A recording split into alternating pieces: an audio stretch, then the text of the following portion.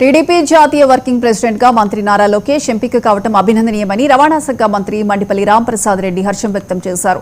ఎన్టీఆర్ లక్ష్యాలను చంద్రబాబు ఆశయాలకు అనుగుణంగా నారా లోకేష్ టీడీపీని తిరుగులేని శక్తిగా ముందుకు తీసుకువెళ్తారని మంత్రి రాంప్రసాద్ రెడ్డి కొనియాడారు.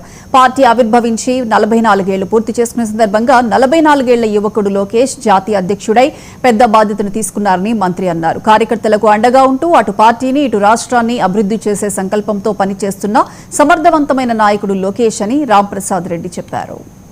ఈరోజు ఏదైతే కేంద్రంలో నరేంద్ర మోడీ గారు ఉన్నారు, మహిళల యొక్క రిజర్వేషన్ ఏదైతే ఎప్పటి నుంచో పెండింగ్ ఉంది, మహిళల యొక్క ఆకాంక్ష ప్రపంచ దేశాల్లోనే భారత నారికి ఒక శక్తి అనే పేరుంది. దానిలో భాగంగా ఈ రోజు మహిళా శక్తిని యావత్ ఏవైతే ఉభయ సభలు లోక్సభ, రాజ్యసభ అలాగే శాసనసభల్లో మండలి సభల్లో 33% చేస్తామని ఆ రోజు అన్ని పార్టీలు ఏదైతే చెప్పావో అది కార్యరూపం దాల్చి ఈరోజు ఏదైతే లోక్సభలో రేపు రాజ్యసభలో ప్రవేశపెడుతున్న మహిళా బిల్లుకు తెలుగుదేశం యొక్క సపోర్ట్ ఉంది.